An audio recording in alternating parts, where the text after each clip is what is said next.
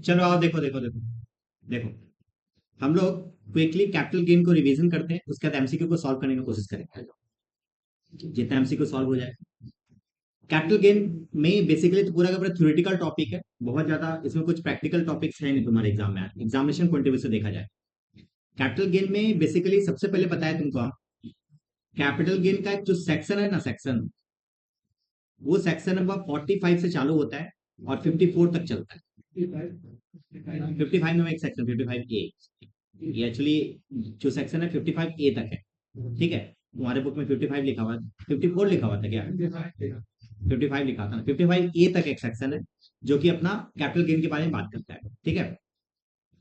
आगे देखना, सेक्शन 45(1) जो बोलता है, सबसे पहला बात जो बोलता है सेक्शन 45(1), उसी को बोलते हैं चार्जिंग सेक्शन। देखो कोई भी एक्ट में, कोई भी सेक्शन में जो लाइन ये बोलता है कि ये इसके ऊपर टैक्स लगेगा, तो उस लाइन को कहते हैं चार्जिंग सेक्शन। मतलब ऐसा सेक्शन जो कहता है कि इस इनकम के ऊपर टैक्स लगेगा, चार्ज कर देना, इसी को बोलते, इसको क्या बोलते हैं बताओ? चार्जिंग सेक्शन बोलते हैं। तो तुमसे क्वेश्चन पूछेगा अंडर कैपिटल गेन बताओ चार्जिंग सेक्शन कौन सा है, तो आंसर क्या होगा? 45 क्लॉज 1, ठीक है। नाउ ये लाइन क्या बोलता है, इस लाइन के अंदर में ही पूरा चैप्टर है। ये पूरा लाइन यदि किसी को याद है तो उसको रिकैप्चुलेट करने में, याद करने में बहुत आसानी होगा, समझना ठीक से क्या पता चल। ये बोलता है कोई भी प्रॉफिट और गेन्स अराइज होता है, कोई भी प्रॉफिट और गेन्स यदि मिलता है, कैसे? ट्रांसफर करने से। क्या ट्रांसफर करने से? कैपिटल एसेट्स को ट्रांसफर करने से।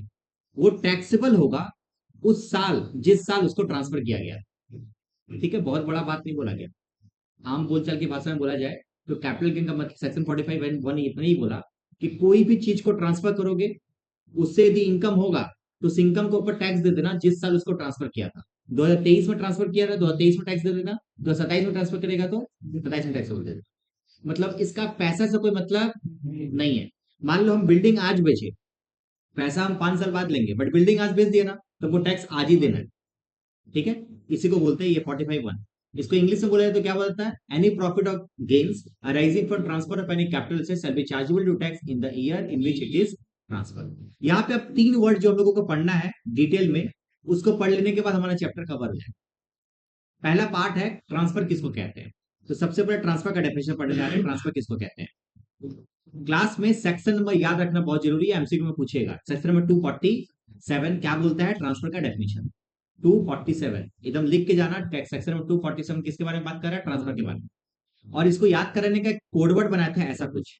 हम डायरेक्टली कोडवर्ड में जाते हैं क्योंकि अब उतना राम कहानी से ज्यादा अच्छा है ये कोडवर्ड को समझना। क्या है कोडवर्ड? तुमको ये बताते हैं, सब इस पापी रुपए का कमाल है जी। सब इस पापी, एस का मतलब था सेल्स, सेल्स को बोलते हैं क्या? ट्रांसफर। रुपए, ई का मतलब क्या था? एक्सटिंग्विशमेंट या फिर एक्सचेंजेस। ई का मतलब क्या है? एक्सचेंजेस। पी का मतलब होता है property transfer against a part performance of the contract. P का मतलब क्या है? Part performance. पी का मतलब क्या है? Part against. सुनो, एस का मतलब क्या था? सेल्स। ई का मतलब क्या है? एक्सचेंज। पी का मतलब क्या है? Property transfer against a part performance of the contract. और आर का मतलब क्या है? आर का मतलब था रेलिंक्विशमेंट, ठीक है। रेलिंक्विशमेंट मतलब होता है आर, इसका मतलब भी समझाएंगे। सी का मतलब क्या था यहाँ पे? Conversion of capital asset into stock in trade. And C का मतलब क्या है? Compulsory acquisition by the government. H का मतलब क्या है? Transfer of membership of the housing society. And Z का मतलब क्या है? Redemption of zero coupon bond, ठीक है। ये याद रखने से तुमको बार बार रिकैप्चर, कभी भी घर पे जाके तुम रिवाइज करेगा ना, तो अभी भी तुमको बस सबसे पहले यही खोल के रिवाइज करना चाहिए, उसके बाद तुम ऊपर का देखो। सब इस पापी रुपए का कमाल है जी, जहां पे का मतलब सी है, के नहीं है, हाँ। और के कहीं पे भी यूज नहीं किया, सब जगह सी यूज किया है, ठीक है। तो अगेन एक बार रिपीट करते हैं, उसको समझने के साथ रिपीट करते हैं। ट्रांसफर का मतलब क्या होता है? एस का मतलब सेल्स, ई का मतलब एक्सचेंज। बोलता है ट्रांसफर का मतलब कोई सामान को बेचोगे, ट्रांसफर है। कोई सामान का एक्सचेंज करोगे तो भी वो ट्रांसफर है। अब एक्सचेंज का मतलब क्या होता है? मान ले कॉपी के बदले किताब ले लिए, ये एक्सचेंज हुआ, जिसको बार्टर सिस्टम कहते हैं। तो यदि बार्टर सिस्टम भी करते हो तो भी वो क्या माना जाएगा? ट्रांसफर माना जाएगा। तो सेल्स को भी ट्रांसफर मानते हैं, एक्सचेंज को भी ट्रांसफर मानते हैं। एक पॉइंट था property transfer against the part performance of the contract. इसको हम क्लास में डिस्कस किए थे एग्जाम्पल के साथ, कि मान लो एक फ्लैट तुम बुक किया, एक फ्लैट बुक किया, वो फ्लैट पूरा रेडी कर दिया था, बट उसका जो कॉन्ट्रैक्टर था वो चला गया जेल में। ठीक है, अच्छे तरीके से समझना, वो जेल में चला गया था। ये पूरा फ्लैट रेडी हो गया था, बस एक खिड़की लगाना बाकी है बस। ठीक है, थोड़ा बहुत काम उसमें बाकी था। अब तुमको उस फ्लैट का दरकार है तुमको। ठीक है, तो तुम क्या किया उस कॉन्ट्रैक्टर के, एक्चुअली वो जेल में है, कॉन्ट्रैक्टर के पास जेल में गया मिलने, और कॉन्ट्रैक्टर से बोला भैया मेरे को फ्लैट दे दीजिए। तो कॉन्ट्रैक्टर क्या बोलेगा कि देख हम तो अभी सिग्नेचर नहीं कर सकते, ट्रांसफर नहीं कर सकते, एक काम करो चाबी तुमको दे दे रहे हैं, बाद में निकलेंगे तो रजिस्ट्री हो जाएगा। ये जो काम किया गया ना, इसको बोलते हैं property transfer against a part performance of the contract. क्या ये पूरा का पूरा फ्लैट रेडी कर दिया है? नहीं, उसका कुछ पार्ट ही रेडी किया है। इसको बोलते हैं पार्ट परफॉर्मेंस। परफॉर्मेंस, पूरे परफॉर्मेंस का कुछ पार्ट किया है, part performance of the contract. तो यदि कोई प्रॉपर्टी ट्रांसफर हो रहा है against part performance of the contract, वो भी क्या माना जाएगा? ट्रांसफर ही माना जाएगा। कहने का ये मतलब है कि यदि कोई कॉपी लिख रहा है, किताब लिख रहा है, सॉरी, उस किताब में आधा लिखा हुआ ले चुके हम, उस किताब को एंजॉय करने लगे, तो आधा जो लिखा हुआ है ना, उसको भी हम लोग क्या मानेंगे? ट्रांसफर मानेंगे। सेल्स हो गया, एक्सचेंज हो गया। पी का मतलब क्या होता है? Property transfer. आर का मतलब क्या था? रेलिंक्विशमेंट। रेलिंक्विशमेंट का मतलब तुम अभी से समझो एक बार। रेलिंक्विशमेंट का मतलब होता है राइट्स प्रोवाइड करवाना। आर का मतलब रेलिंक्विशमेंट, आर का मतलब राइट्स, अधिकार। रेलिंक्विशमेंट मतलब क्या होता है? अधिकार। जैसे मान लो मेरे पास एक जमीन था, हम एक गुरु जी के साथ जुड़े हुए थे, मान लो कोई पंडित है वो उससे जुड़े हुए थे, तो हमको उनका उपदेश बहुत पसंद है। हमने क्या किया, वो अपना पूरा का पूरा जमीन उसको दे दिया, और उनको क्या क्या बोल के दिया है कि आप जब तक जिंदा रहेंगे तब तक आप उसको यूज कर सकते हैं, बेच नहीं सकते। इसको बोलते हैं राइट्स ट्रांसफर करना, राइट टू यूज। इसको टैक्स की भाषा में रेलिंक्विशमेंट बोलते हैं। ठीक है। सी का मतलब क्या था? Compulsory acquisition by the government. अब compulsory acquisition by the government का मतलब क्या होता है? तुमको ये क्लास में एग्जांपल दिए थे कि सपोज मान लो ये सड़क जा रहा है, और इस सड़क में तुम्हारा बीच में तुम्हारा आ जा रहा है एक घर। तो अब सड़क बन रहा है, ये फ्लाईओवर बन रहा है, तो तुम्हारा घर टूटेगा। अब तुमको गवर्नमेंट तुमको नोटिफिकेशन दिया है भाई तुम अपना घर छोड़ दो, क्या तुमको कंपल्सरी छोड़ना पड़ेगा? हाँ। इसलिए यहाँ पे वर्ड दिया गया compulsory acquisition by the government. क्या इसको गवर्नमेंट की तरफ से तुमको कुछ पैसा भी मिलेगा? हाँ मिलेगा। इसीलिए इसको बोलते हैं compulsory acquisition by the government. ये भी क्या माना जाता है? ट्रांसफर माना जाता है, और ये भी टैक्सेबल हो जाएगा। Next point. नेक्स्ट नेक्स्ट का मतलब conversion of capital asset into stock in trade. अब इसका मतलब क्या होता है? मान लो मेरे घर पे कोई ज्वेलरी था, और हम ज्वेलरी का दुकान खोले, मम्मी से ज्वेलरी मांगे, और हम क्या किए, दुकान में जाके सजा दिए। हम क्या किए, घर का चीज को बिजनेस में लेके आ गए। इसको बोलते हैं conversion of capital asset into stock in trade. H का मतलब क्या होता है? Housing society. मतलब आज के समय में क्या होता है, बड़ा बड़ा जो कॉम्प्लेक्स कॉम्प्लेक्स बोल रहे हैं, बड़ा बड़ा जो हाउसिंग सोसाइटी, बड़ा बड़ा बिल्डिंग बन रहा है, उसमें क्या होता है, कोई प्रॉपर्टी ट्रांसफर, कोई प्रॉपर्टी का ओनरशिप ट्रांसफर ना होकर क्या क्या ट्रांसफर होता है? मेंबरशिप ट्रांसफर होता है। मेंबरशिप के पीछे रीजन बताया था तुमको कि एक जन यदि गंदा चला गया तो पूरा का पूरा सोसाइटी को गंदा कर सकता है, इसके कारण ये सब चीज किया गया था। अभी के लिए बस सिंपल समझना, हाउसिंग सोसाइटी को, हाउसिंग सोसाइटी में बड़े बड़े जो हाउसिंग सोसाइटी कॉम्प्लेक्स तुमको दिख रहा है, उसमें ओनरशिप ट्रांसफर ना होकर क्या क्या ट्रांसफर होता है? मेंबरशिप ट्रांसफर होता है। ठीक है, तो उसका भी यदि मेंबरशिप आप यदि ट्रांसफर कर रहे हो तो वो भी क्या माना जाएगा? ट्रांसफर माना जाएगा। और जेड का मतलब होता है एक कूपन होता है जिसके अंदर में इंटरेस्ट नहीं मिलता, इसलिए इसका नाम है जीरो कूपन बॉन्ड। कूपन मतलब इंटरेस्ट होता है। ठीक है, इसका नाम है redemption of zero coupon bond. ठीक है, ये सब लिखा हुआ है, sales, exchange, relinquishment, property transfer against the part performance the contract, conversion capital asset into stock in trade, compulsory acquisition by the government. इस सब कॉपी में हम लिखवाए थे, तो हम लोगों का देख इस लाइन में ये पॉइंट हम लोग कवर कर लिए। ट्रांसफर क्या होता है, अभी हम लोग पढ़ने जा रहे हैं कैपिटल एसेट्स क्या होता है। हाँ, ट्रांसफर का डेफिनेशन सेक्शन में कौन सा था? 247। अभी हम लोग पढ़ने जा रहे हैं कैपिटल एसेट्स का definition. Capital assets two clause 14 क्या बोलता है? कैपिटल एसेट्स बोला था सबसे पहले इट मींस, याद रखना कैपिटल एसेट का डेफिनेशन 3 पार्ट में डिवाइड है। पहला बोलता है कैपिटल एसेट क्या होता है, दूसरा बोलता है क्या और क्या क्या हो सकता है, तीसरा बोलता है क्या नहीं होगा। फिर से सुनो, कैपिटल एसेट्स का डेफिनेशन 3 पार्ट में डिवाइड है। पहला पार्ट क्या है, क्या हो सकता है। पॉइंट नंबर 2, क्या नहीं हो सकता। ठीक है, तो पहला बात है क्या क्या है, पहले बताते हैं। पहला है बताते हैं, तो उसमें 2 पॉइंट दिया गया। कैपिटल एसेट 2 वर्ड है तो 2 पॉइंट दिया गया। क्या है? पहला बोला गया कोई भी टाइप का प्रॉपर्टी, बोला प्रॉपर्टी ऑफ एनी काइंड, किसी भी टाइप का property held by the SSC. SSC का मतलब क्या होता है? जो बंदा टैक्स पे कर रहा होता है, वो हम लोग पढ़े थे फर्स्ट सेमेस्टर में। बोला कि प्रॉपर्टी ऑफ एनी काइंड, किसी भी टाइप का प्रॉपर्टी, कोई भी एसएससी के पास यदि वो है, चाहे वो बिजनेस में रिलेटेड है चाहे नहीं है, सबका सब क्या है? कैपिटल एसेट से। मतलब मेरे घर का बिल्डिंग, मेरा जो घर है वो भी क्या है, कैपिटल सेट, मेरे बिजनेस में यूज नहीं हो रहा है, बट मेरा कोचिंग सेंटर वो भी मेरा कैपिटल सेट है। मतलब बोला गया क्या, कि किसी भी टाइप का कोई भी प्रॉपर्टी, कोई भी आदमी, कोई भी एसएससी अपने पास रखता है, चाहे वो बिजनेस से कनेक्टेड हो चाहे ना, उसे कोई मतलब नहीं है, सारा का सारा कैपिटल सेट है। और सेकंड पॉइंट बोला गया बाहर वाले के लिए, फॉरेन इंस्टीट्यूशनल इन्वेस्टर जो दूसरे देश के रहते हैं, वो यहाँ पे इन्वेस्टमेंट करने के लिए आते हैं, उनके पास कोई भी टाइप का सिक्योरिटी, सिक्योरिटी मतलब शेयर, डिवेंचर, बॉन्ड कुछ भी है, तो वो भी क्या है, कैपिटल सेट्स है, ऐसा लॉ बोला गया। अब यहाँ पे एक प्रॉब्लम था, पहला वाला लाइन में गवर्नमेंट को ये प्रॉब्लम क्या नजर आया, कि property of any kind held by the SSC whether is connected with the business और नॉट, ये पार्ट जो है ना थोड़ा सा दिक्कत था।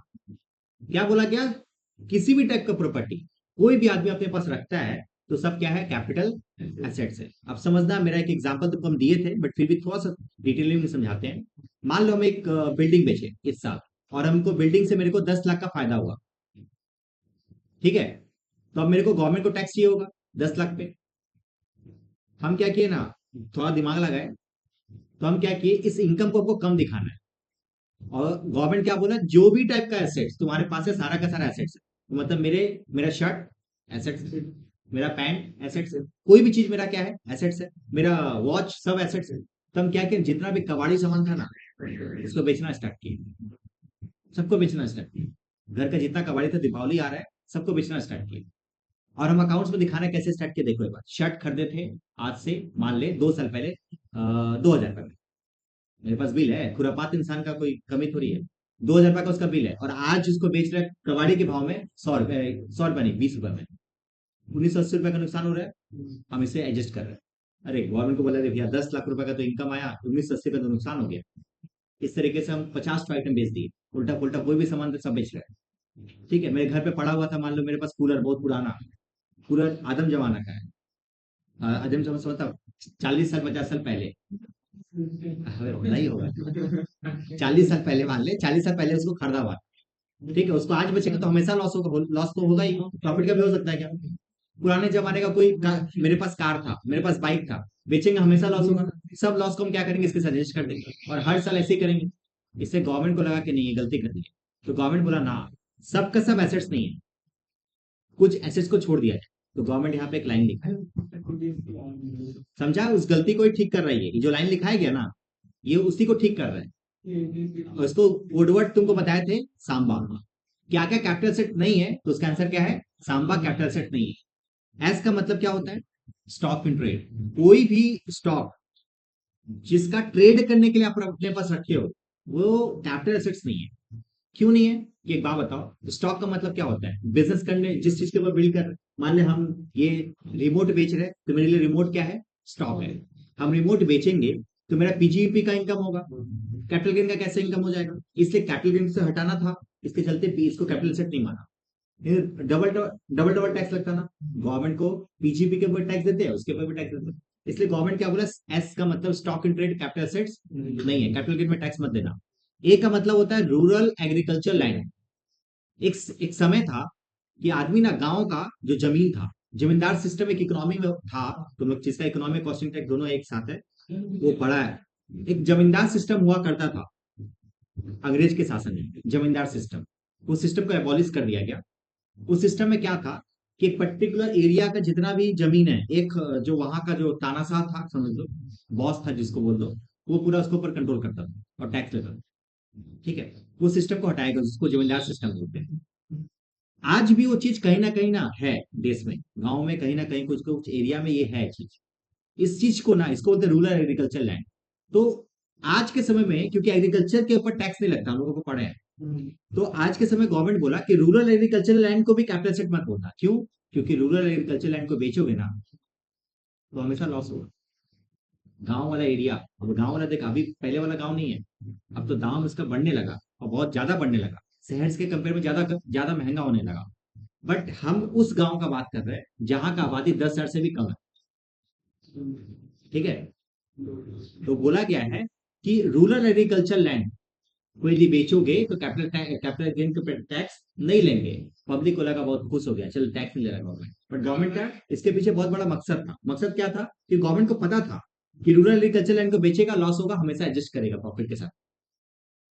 ठीक है, मेरे पास पुराना एक जमीन है, जिससे मान लो तुमको एग्जाम्पल जो तुमको दिया समझना है पर क्या बोलना चाहिए। अभी तुमको 10 लाख का फायदा हुआ था ना। अब हम सोचेंगे तो पता चला मेरा गांव में एक बहुत पुराना प्लॉट है, ठीक है, उसको हम बेच दिए, लॉस हुआ, उसका लॉस का एडजस्टमेंट हमने यहाँ पे दिखा, 9 लाख का लॉस हो गया। हर साल कुछ ना कुछ ऐसा करते हैं। इससे रूरल एग्रीकल्चर लैंड को गवर्नमेंट बोला कि टैक्स नहीं लगेगा, कोई बात नहीं, कैपिटल सेट है ही नहीं, ठीक है। तो सांबा में एस का मतलब क्या था, स्टॉक इन ट्रेड, ए का मतलब क्या था, रूरल एग्रीकल्चर, एम का मतलब क्या है, मूवेबल पर्सनल एसेट्स। अब इसके ऊपर कंट्रोवर्सी है, वो हम लोग अभी पढ़ेंगे। मूवेबल पर्सनल एसेट्स का मतलब होता है, पर्सनल एसेट्स का मतलब शर्ट पैंट सब पर्सनल एसेट्स था। गवर्नमेंट को लगा कि पर्सनल एसेट्स कोई भी आदमी बेचता है ना, हमेशा लॉस होता है। वॉच बेचेंगे लॉस होगा, बाइक बेचेंगे लॉस होगा, ये सब चीज बेचेंगे, शर्ट बेचेंगे हमेशा लॉस होगा, प्रॉफिट हो ही नहीं सकता कभी। तो एम का मतलब क्या है, मूवेबल पर्सनल एसेट्स होता है, ठीक है। तो उसको भी हम लोग कैपिटल एसेट्स नहीं मानते, ठीक है। बी का मतलब क्या है, गोल्ड बॉन्ड। ए का मतलब क्या है, एनी अदर डिपॉजिटरी सर्टिफिकेट, ठीक है। तो ये यहाँ पे दिया हुआ इट डज नॉट इंक्लूड, क्या क्या नहीं आता कैपिटल एसेट्स में, तो ये 5 पॉइंट नहीं आता सांबा में। एस का मतलब स्टॉक इन ट्रेड, ए का मतलब rural agriculture land. Rural agriculture land में याद रखना कितना आबादी होना चाहिए, 10,000 से कम, सॉरी 10,000 से कम। 2 किलोमीटर फी, 6 किलोमीटर फी, 8 किलोमीटर, वो लंबा में मत जाओ, बस इतना कर। हाँ, एनी डिपॉजिट सर्टिफिकेट समझ लो, एक ना आरबीआई इश्यू करता है डिपॉजिटरी सर्टिफिकेट, उसमें हम लोग डिपॉजिट करेंगे तो गवर्नमेंट चाहता है कि तुम इसमें डिपॉजिट करो, ठीक है, तुम्हारे पॉकेट से तुम्हारा पैसा निकले और गवर्नमेंट के पास जाए। इसलिए उसको प्रोत्साहित करने के लिए गवर्नमेंट इसके ऊपर टैक्स फ्री रखता है, इसलिए उसको कैपिटल सेट माना ही नहीं। गवर्नमेंट बोला कि भाई इसमें इन्वेस्टमेंट करेगा ना, तो इसे टैक्स नहीं लेंगे, इसलिए इसको हटाया। ये दो चीज को इसलिए हटाया। तुमको पता ही होगा अभी गोल्ड बॉन्ड निकला आरबीआई का। आज के समय में गोल्ड को स्टोर करने की दरकार नहीं है। तुम क्या है कि जैसे मान लो तुम्हारे पास है अभी, गोल्ड का वैल्यू कितना चल रहा है, 1 लाख समथिंग कुछ। तो मान लो 1 ग्राम का दाम कितना होगा, एक हजार, एक हजार नहीं, 10,000 रुपये। अब हमको मान लो मेरी मेरी एक बेटी है, उसको हमको शादी करना है आज से 25 साल बाद, हमको सोना का दरकार कब पड़ेगा, 25 साल बाद, ठीक है। डर किस बात का, अभी खरीदते रखेंगे तो चोरी हो जाएगा। तो बहुत सारा तरीका है। तो आज के समय में क्या है ना, आरबीआई स्कीम निकाला है, सोवेरियन गोल्ड बॉन्ड बोलते हैं। क्या करेगा ना तुम, 10,000 रुपये मेरे पास है, गवर्नमेंट के पास गए, 1 ग्राम सोना खरीद लिए आज के भाव में। मेरे को सोना नहीं देगा गवर्नमेंट, मेरे को क्या देगा, बॉन्ड देगा, एक सर्टिफिकेट देगा। सर्टिफिकेट फिजिकल नहीं देगा।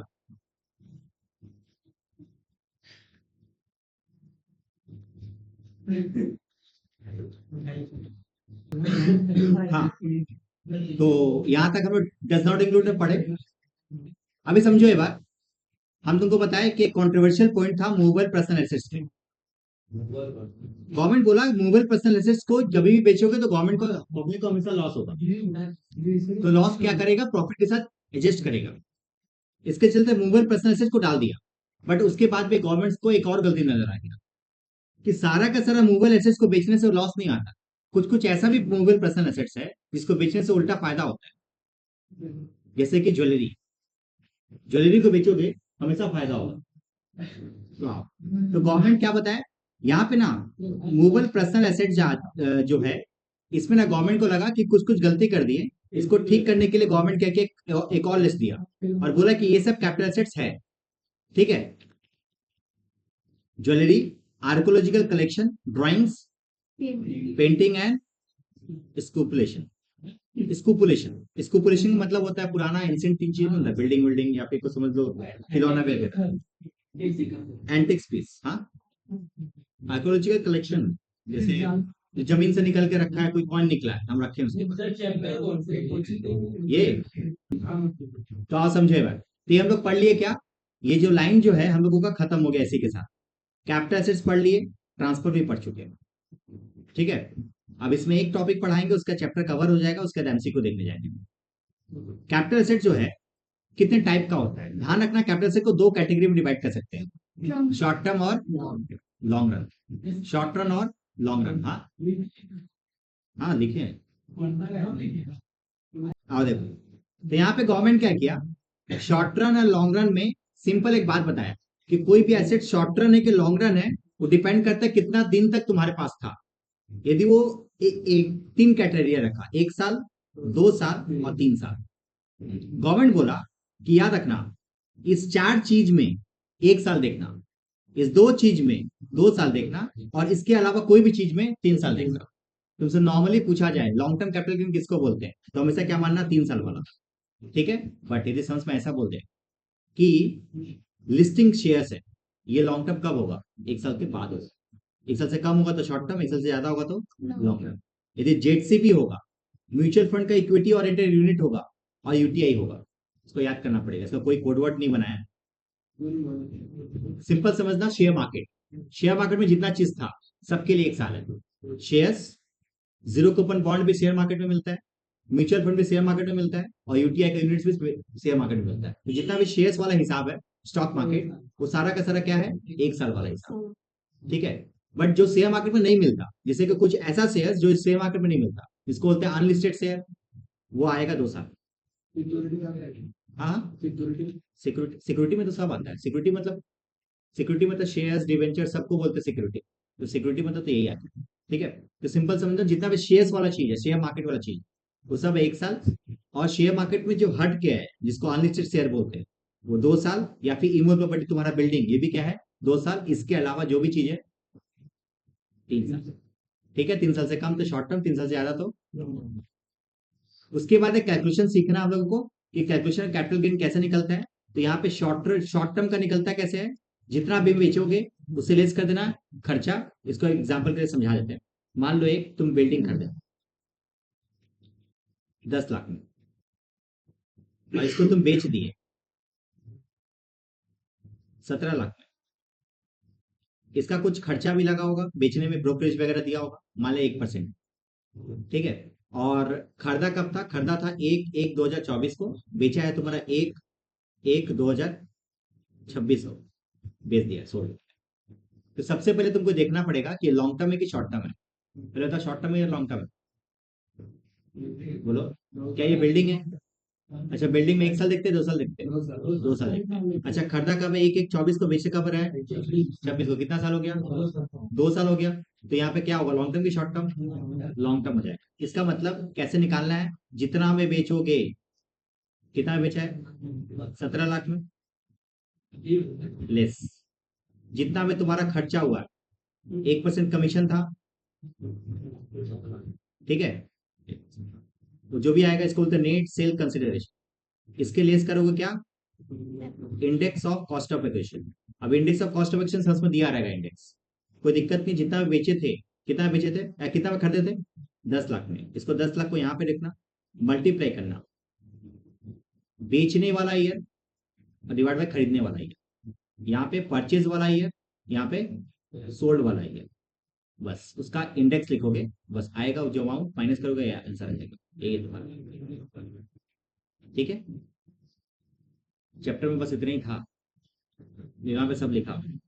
सेल्स कंसिडरेशन, मैं खर्चा लेस करेंगे, नेट सेल कंसिडरेशन आएगा। शॉर्ट रन में कॉस्ट ऑफ एक्विजिशन जितना इंप्रूवमेंट हो माइनस कर देंगे, शॉर्ट टर्म कैपिटल गेन है। लॉन्ग रन में क्या है, यही चीज है, बस खाली क्या करेंगे, यहाँ पे इंडेक्स है, बाद में सारा का सारा सेम है। अब इंडेक्स में देखो क्या बताते हैं, cost of acquisition multiply by index of sales divide by index of purchase. और कॉस्ट ऑफ इंप्रूवमेंट में वही index of sales divide by purchase. Purchase नीचे आएगा, सेल्स ऊपर आएगा। बस खत्म हो गया। इस चैप्टर में और कुछ भी नहीं था, इसके अलावा तुमको कुछ पढ़ना भी नहीं। ठीक है, अब तुम इसका एमसीक्यू तुम सॉल्व करना चाहो तो आप कीजिए आराम से, जहाँ पे डाउट है पकड़ लीजिए, पूछिए हमसे। यहाँ पे एमसीक्यू है पूरा, सॉल्व आराम से हो जाएगा।